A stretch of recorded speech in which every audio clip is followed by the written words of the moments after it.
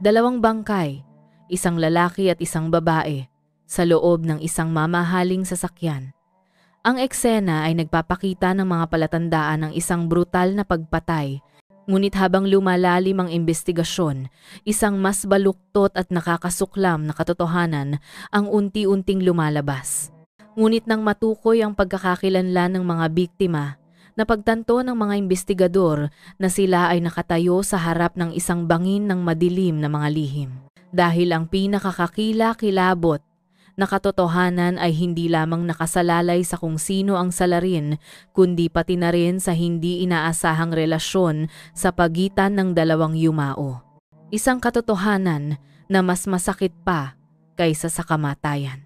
Madaling araw ng ika-15 ng Hunyo, sa isang bagong subdivision sa silangang bahagi ng Santa Rosa City, Laguna, ang hangin ay puno pa rin ng lamig. Ito ay isang malaking proyekto sa pagpaplano, ngunit ang mabagal na pag-usad ay nag-iwan sa lugar na nalubog sa kapabayaan. Ang makikintab na mga kalsada, tuwid na mga hanay ng mga puno, at walang laman na mga lote na naghihintay na itayo ay lumikha ng isang nakakatakot na tahimik na eksena. Sa katahimikan na iyon, isang nakakagimbal na sigaw ang pumunit sa manipis na belo ng umaga. Si Aling Ising, isang street sweeper, habang itinutulak ang kanyang pamilyar na cart ng basura sa kahabaan ng Internal Road No. 8, ay napansin ang isang itim na SUV na nakaparada ng mag-isa sa dulo ng kalsada malapit sa isang walang laman na lote na natatakpan ng mga damo. Hindi niya alam kung kailan nakaparada doon ang sasakyan, ngunit mayroong isang bagay na kakaiba na nagpukaw sa kanyang interes at nagtulak sa kanya na lumapit. Sa pamamagitan ng bintana na nababalutan ng hamog, isang kakilakilabot na eksena ang sumalubong sa kanyang mga mata. Dalawang tao, isang lalaki at isang babae, ay nakaupo ng walang galaw sa dalawang hanay sa harap. Ang kanilang mga katawan ay natatakpan ng mga patak ng dugo na natuyo at naging madilim na. Itinapon ni Aling Ising ang kanyang cart ng basura at tumakbo habang sumisigaw para humingi ng tulong. Nang matanggap ang ulat, ang pulisya ng Santa Rosa City at ang mga pinakamahuhusay na unit ng Criminal Investigation and Detection Group ng Laguna Police Provincial Office ay agad na dumating. Ang dilaw na tape ay inilagay, ang lugar ay sarado, at ang eksena ay ganap na isinara. Sa loob ng sasakyan, ang hangin ay puno ng amoy ng metal. Ang lalaking biktima ay kinilala bilang si Ricardo Ricky Reyes, 30 taong gulang, na nakaupo sa driver's seat. Ang babaeng biktima ay si Gingang Aurora Auring Dimaguiba, 52 taong gulang, na nakaupo sa upuan sa likod ng pasahero. Pareho silang namatay na may gusot na damit. Mayroong maraming sugat sa kanilang mga katawan na dulot ng mga matutulis na bagay na nagpapahiwatig ng isang marahas na pagpupumilit bago ang kamatayan. Ang mga gawain ng pagsusuri ng pinangyarihan at autopsiya ay isinagawa ng masinsinan. Walang detalyeng pinalampas ang mga investigador mula sa mga kakaibang fingerprints sa hawakan ng pinto at mga buhok na hindi sa mga biktima hanggang sa mga marka ng sapatos sa mamasa-masang lupa. Gayunpaman, ang pinaka-nakakagulat na resulta ay nagmula sa laboratorio ng forensics. Ipinakita ng paunang ulat na ang katawan ni Gingang Dimaguiba ay naglalaman ng semilya at sa pamamagitan ng pagsusuri sa DNA, ang semilya ay natukoy na kay Ricky Reyes, isang hindi kapanipaniwalang katotohanan. Ang dalawang biktima ay naging biyenang babae at manugang na lalaki. Ang impormasyong ito ay parang bomba na sumabog sa gitna ng task force. Sa istasyon ng pulisya, dumating si Ginang Elena Lenny Reyes na may gulat na mukha, namamaga ang mga mata, at ganap na nasisira ang kalagayan. Ang pagkabigla ng pagkawala ng dalawang pinakamamahal na tao ng sabay ay halos nagpabagsak sa kanya. Sa una, umiyak lamang siya at nagbigay ng magkakahiwalay na impormasyon tungkol sa mga schedule ng kanyang asawa at ina noong nakaraang araw. At nang ang mga investigador Gamit ang mga propesyonal na pamamaraan at pakikiramay ay kailangang banggitin ng mga resulta ng autopsiya ang mundo ni Gnung. Reyes ay tila bumagsak sa pangalawang pagkakataon. Hindi maaari. Hindi maaari. Nagbibiro ka, ina ko. Hindi to kayang gawin ng asawa ko. Sigaw ni Gnang. Reyes sa paghihirap, hinahawakan ang kanyang ulo gamit ang kanyang dalawang kamay at umuuga ng paulit-ulit na parang nagtatangkang itaboy ang mapait na katotohanan na lumalalim sa kanyang isipan. Ang katotohanang iyon ay mas nakakatakot pa kaysa sa kamatayan. Ito ay isang hindi mailarawan na pagtataksil, isang kutsilyo na sumaksak ng malalim sa kanyang pananampalataya at pag-ibig. Pagkatapos magpakalma ng ilang sandali sa gitna ng kanyang paghikbi, inihayag ni Ging Reyes ang isang mahalagang detalye. Sa nakalipas na ilang buwan, pinaghihinalaan niya ang kanyang asawa na mayroong ibang babae, si G. Reyes ay madalas na umuuwi ng huli, palaging pinapanatili ang kanyang telepono sa kanyang tabi at nagse-set up ng mga komplikadong password. Sinabi sa kanya ng instinct ng asawa na may ibang babae siya.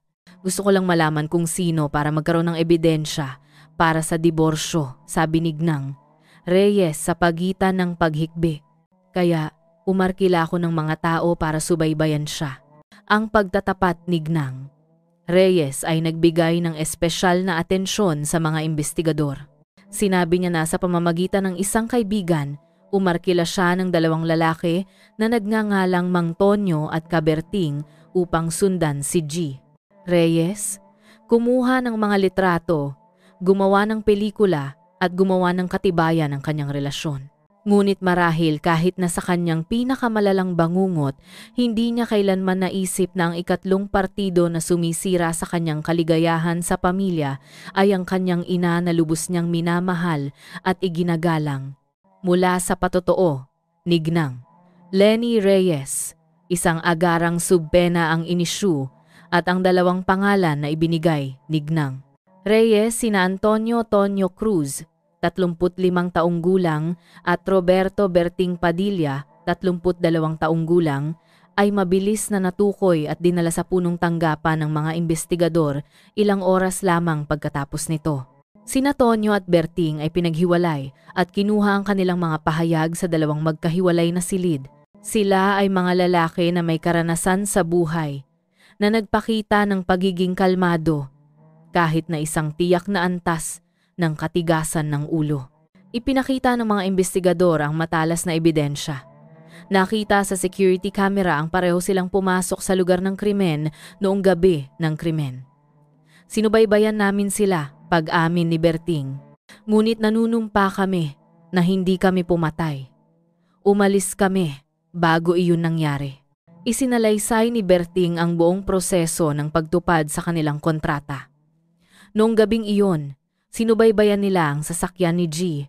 Reyes at labis na nagulat nang makita na ang babaeng sinundo niya ay hindi isang batang babae kundi ang kanyang biyanan, si Ging Auring Dimaguiba.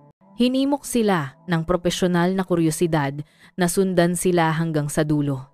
Nang huminto ang sasakyan sa kapabayaan na subdivision, pumili sila ng isang nakatagong posisyon at gumamit ng isang espesyal na kamera na may kakayahang mag-record ng video sa mga kondisyon ng mahinang liwanag.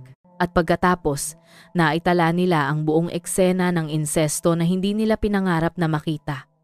Nagulat din kami noon, nakikita namin ang maraming kakaibang bagay sa negosyong ito.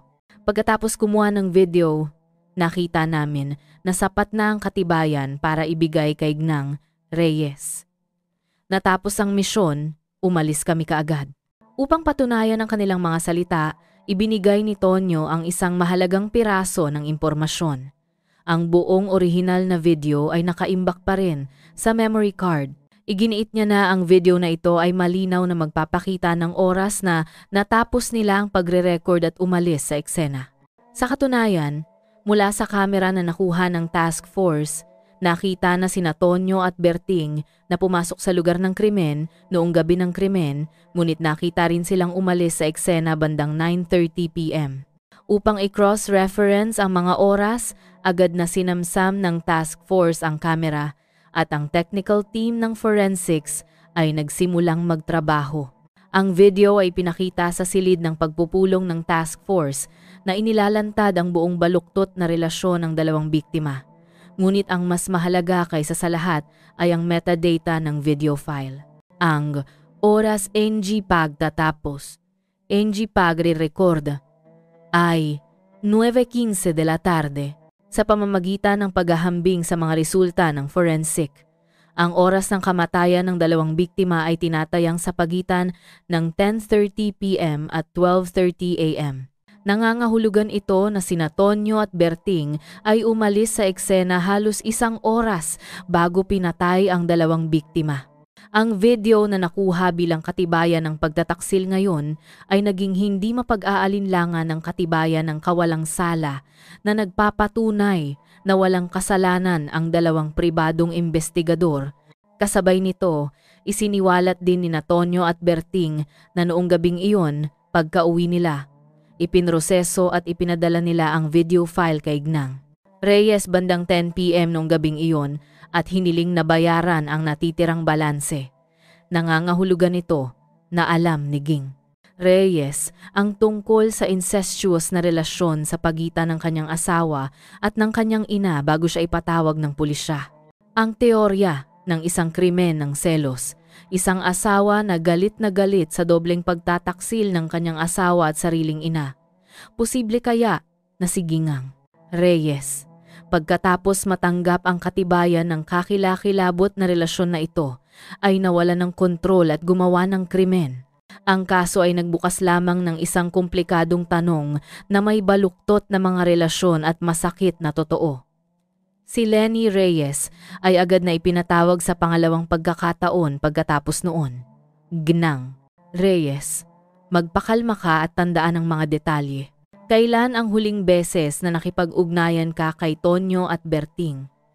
Nakatanggap ka ba ng anumang impormasyon o ebidensya mula sa kanila kagabi? Ang tanong na ito ay parang karayom na sumaksak sa isang lobo ng emosyon na matagal nang napuno. Ibinaba niya ang kanyang mukha, nanginginig ang kanyang mga balikat, ang kanyang katahimikan ay nagdagdag ng tensyon. Tila may nagaganap na marahas na panloob na pagpupumilit. Sa wakas, na parang hindi na makayanan, tumingala siya. Pula ang mga mata, nakatingin sa mga investigador, nangangalay ang boses. Oo, alam ko. Alam ko bago pa kayo tumawag sa akin.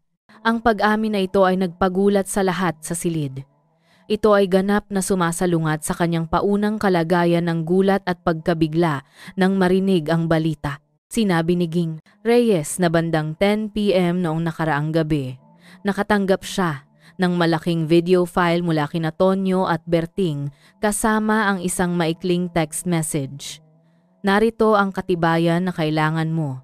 Ilipat ang natitirang pera sa amin. Tumibok ng husto ang kanyang puso habang binubuksan niya ang video. Lumiwanag ang screen ng telepono na nagpapakita ng malinaw na eksena sa loob ng isang kotse. At pagkatapos ay napagtanto niyang patay na siya. Ang lalaki sa video ay ang kanyang asawa, si Ricardo Reyes. Ngunit ang babaeng nakasandal sa kanya sa mga hindi maikakailang kilos na malapit ay si Gnang Aurora de Maguiba, ang kanyang sariling ina. Bumagsak ang mundo sa ilalim ko, hikbi ni Gnang Reyes. Hindi ako makapaniwala sa aking nakikita. Paulit-ulit kong pinanood umaasang nagkakamali ako. Ngunit hindi, sila nga iyon. Sinabi ni Gnang Reyes na sa pakiramdam noon ay naupo lamang siya nang hindi gumagalaw sa dilim sa loob ng maraming oras na paulit-ulit na naglalaro ang video sa kanyang isipan. Nagpahirap ito sa kanya hanggang sa dulo ng kawalan ng pag-asa. Hindi niya tinawagan ang kanyang asawa at hindi rin ang kanyang ina. Hindi niya alam kung ano ang gagawin, kung paano haharapin ang kakilakilabot na katotohanan na ito. Ang parehong pagkaparalisa ng emosyon na yon ang nagpatahimik sa kanya hanggang sa makatanggap siya ng tawag mula sa pulisya. Ang patotoo ni Gnang Reyes, bagamat puno ng paghihirap, ay hindi sinasadyang tumugma sa patotoo ni Tonyo at Berting. Mayroon siyang malinaw na motibo para sa pagpatay, matinding galit at sama ng loob dahil sa pagtataksil sa kanya ng kanyang asawa at sariling ina. Siya ang una at tanging nakakaalam ng tungkol sa affair bago nangyari ang pagpatay. Ang gintong panahon mula sa sandaling natanggap niya ang video hanggang sa tinatayang oras ng kamatayan ng biktima ng forensics ay sapat na para sa isang nagkasala upang magplano at gumawa ng krimen, si Ginang Reyes. Mula sa posisyon ng isang biktima, ngayon ay itinalaga bilang pinakamataas na pinaghihinalaan. Sa punong tanggapan ng Laguna Police Provincial Office, mabigat ang hangin sa loob ng task force. Ang lahat ng circumstantial na ebidensya ay tila laban kay Gnung Lenny Reyes. Kahit na mariin siyang nagreklamo ng kawalang sala, iginiit na nakaupo lamang siya nang hindi gumagalaw sa bahay pagkatapos matanggap ang video. Napakahirap na patunayan iyon. Ang kaso, na tila malapit ng magsara na may malungkot na senaryo ng selos at paghihiganti, ay tumagal ng isang bagong pagliko. Sinuri muli ni Supt, Isagani Isag Santos, isang commander na may mga taon ng karanasan sa pagharap sa mga komplikadong kaso, ang bawat pahina ng file ng kaso na ito. Isang babae na nasisira. Gaano man kagalit, magkakaroon ba ng sapat na lamig at lakas upang mag-isa na brutal na patayin ang dalawang tao na lumikha ng isang eksena na puno ng mga pinsala tulad nito? O markila siya ng ibang tao para gumawa ng krimen? Kung gayon, bakit walang anumang bakas ng transaksyon o hindi pangkaraniwang komunikasyon? Batay sa mga pagsusuri at lahat ng mga ulat mula sa forensics at technical na unit, binigyang diin muli ng task force ang bawat detalye. Una, ang ulat tungkol sa mga pag-aari ng mga biktima. Sa unang tala ng eksaminasyon ng eksena, malinaw na isinulat na ang wallet, papeles at relo ng lalaking biktima ay wala sa eksena. Ang lahat ng mga alahas, kuwintas, hikaw at singsing ng babaeng biktima ay wala rin sa kanyang katawan at ang mga cellphone ng parehong biktima ay nawawala. Maaaring ang salarin ay isang kakilala at sinasadyang gumawa ng huwad na eksena ng pagnanakaw upang iligaw ang imbestigasyon. O maaaring ang pangunahing layunin ng salarin ay pagnanakaw ng ari-arian. Pangalawa, ang ulat ng pagsusuri ng bakas. May konklusyon ang technical unit mula sa simula. Mayroong ilang kakaibang fingerprint sa pinangyarihan na hindi tumutugma sa mga biktima o sa mga taong kasangkot na kinuha, kabilang sina Gnang, Reyes, Tonyo at Berting. Ang mga fingerprint na ito ay nasa mga kahina-hinalang lokasyon, ang panlabas na gilid ng likurang kanang pinto at sa rearview mirror. Higit sa lahat, sa mamasa-masang lupa malapit sa pinto ng driver's seat ay may kakaibang marka ng sapatos na panlalaki. Ang mga talampakan ay may mga espesyal na diamond pattern. Hindi ito ang uri ng sapatos na negosyo na karaniwang isinusuot ni G. Reyes. Tiyak na pagmamay-ari ito ng salarin. Nagdesisyon si Supt Santos na pagtuunan ng pansin ang pag-screen sa lahat ng security camera at kriminal sa lugar, lalo na ang mga gang na nagpapakadalubhasa sa snatching gamit ang mga armas at gumagamit ng droga na tumutugma sa mga kakaibang fingerprint sa database ng kriminal. Isang malawakang pag-screen ang isinagawa. Daan-daang individual na may nakaraang mga paghatol para sa snatching, pagnanakaw, lalo na ang mga gumagamit ng droga, na walang trabaho sa Santa Rosa at sa mga nakapaligid na lugar tulad ng Binyan at Kabuyaw ang isinama sa radar. Ang mga scout ay ipinadala sa lahat ng kalye, cafe at pawn shop upang mangolekta ng impormasyon. Ang impormasyon mula sa mga lihim na asset ay ginamit din sa maximum. Pagkatapos ng maraming araw at gabi ng pagsusuri, isang grupo ng 3 paksa ang lumitaw bilang ang pinakamahusay sa mga pinaghihinalaan. Sila ay sina Marlon Tata Ignacio, 28 taong gulang, Gerald Jerry Bautista, 31 taong gulang, at Rolly Loloy de la Cruz, 25 taong gulang. Lahat sila ay gumagamit ng droga, walang matatag na trabaho at may maraming nakaraang conviction para sa pagnanakaw. Ang plano sa pag-aresto ay iginuhit ng detalyado.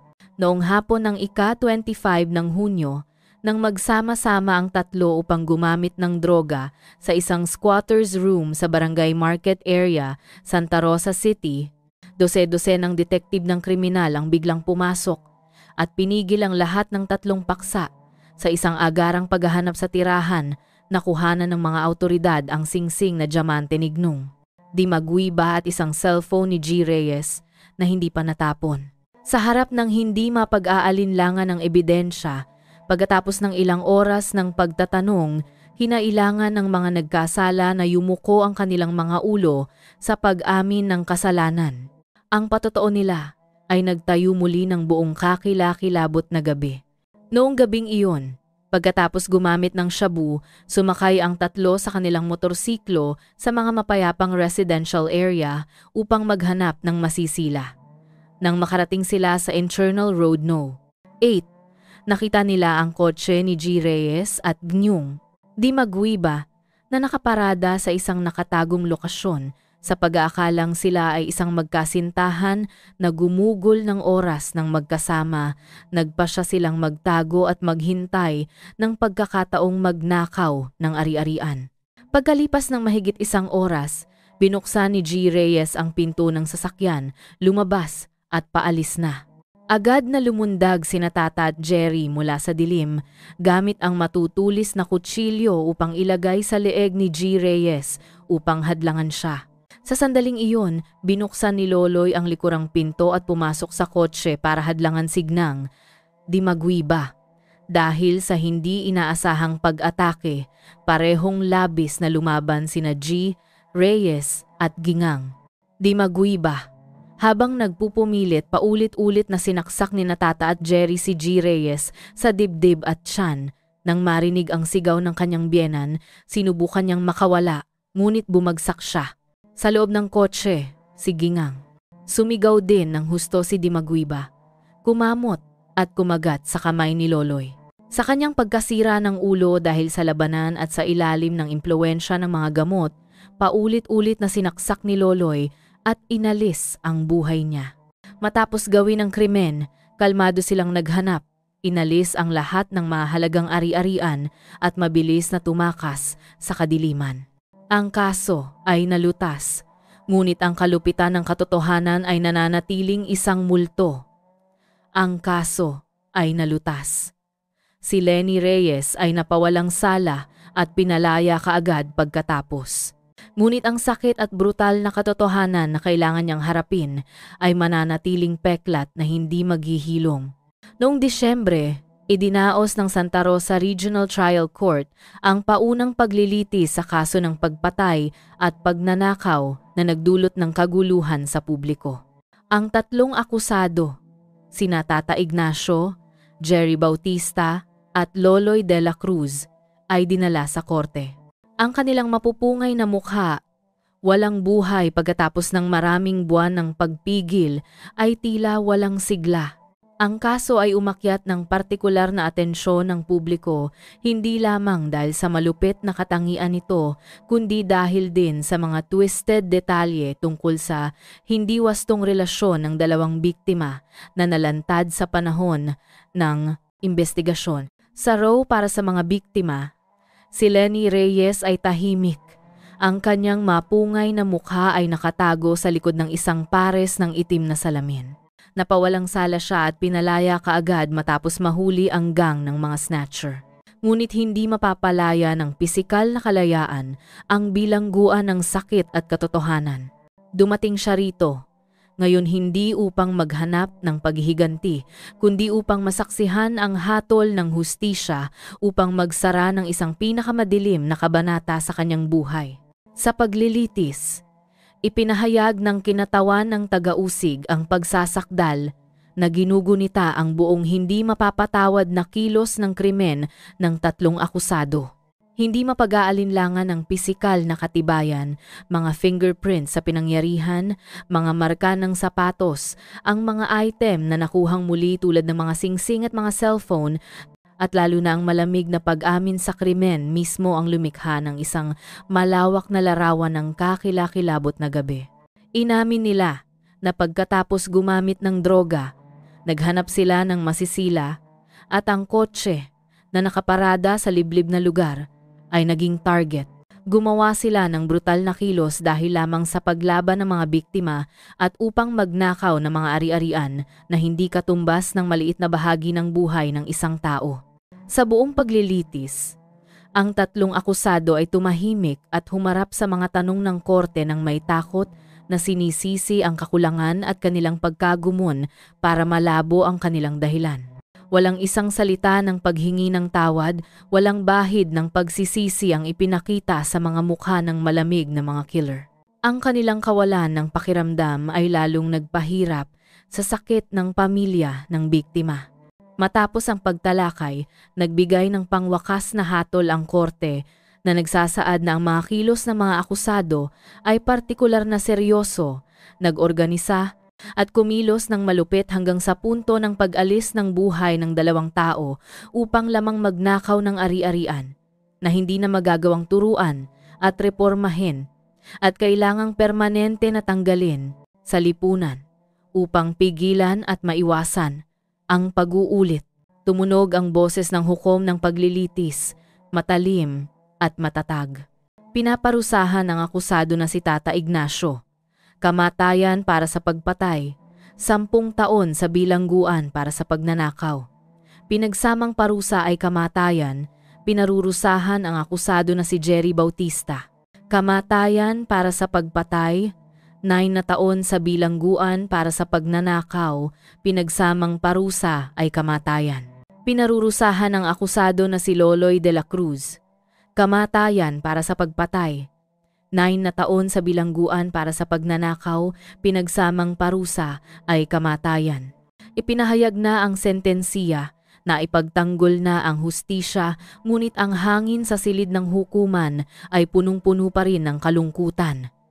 Kailangang magbayad ang masasamang gumagawa ng kanilang sariling buhay. Ngunit walang hatol ang makapagpapagaan ng sakit at maibalik ang nawala. Para kina Tonyo at Berting, kailangan din nilang tumanggap ng desisyon ng parusang administratibo para sa pagsalakay sa privacy. Isang presyo na hindi masyadong mahal, ngunit isang aral para sa paggawa ng negosyo sa sakit at mga lihim ng iba. Para kay Lenny Reyes, ang araw na binayaran ng nagkasala ay ang araw na kailangan niyang harapin ang isang katotohanang mas malupit pa kaysa sa kamatayan. Siya ay napawalang sala sa harap ng batas ngunit nagdadala ng isang hindi nakikitang parusa ng konsensya at opinyon ng publiko. Paano siya magpapatuloy sa kanyang buhay na natitira sa isang gabi nang mawala niya ang kanyang asawa at ina sa hindi kapani-paniwala at kahiyahiyang kalagayan? Ang sakit ng pagkawala ay pinagsama sa sakit ng pagtataksil na bumubuo ng isang malaking peklat na hindi maghihilom. Nagsara ang kaso. Ngunit ang kampana ng pag-iingat ay umalingaw-ngaw pa rin. Ito ay isang mamahaling aral tungkol sa pagguho ng mga halaga ng moral ng pamilya. Ang isang hindi wastong relasyon ay hindi lamang isang trahedya mismo, ngunit walang malay na itinutulak ang mga taong kasangkot sa mga mapanganib na sitwasyon at ginagawa silang madaling biktima ng krimen. Kasabay nito, ito rin ay isang babala sa iba tungkol sa kalupitan at kapusukan ng krimen na dulot ng droga. Para lamang sa ilang pera upang masiyahan ang paghit-hit, handa silang gumawa ng mga brutal na kilos na nag-aalis ng buhay ng iba. Ipinapakita nito kung gaano kamanipis ang linya sa pagitan ng tao at hayop kapag kontrolado ng droga. Ang kaso ay isang masakit na patunay na sa buhay, ang sino man ay maaaring maging biktima kung mawalan sila ng pagbabantay at ang trahedya kung minsan ay nagmumula sa mga pagkakamali at ang pinakamadilim na mga lihim ng tao.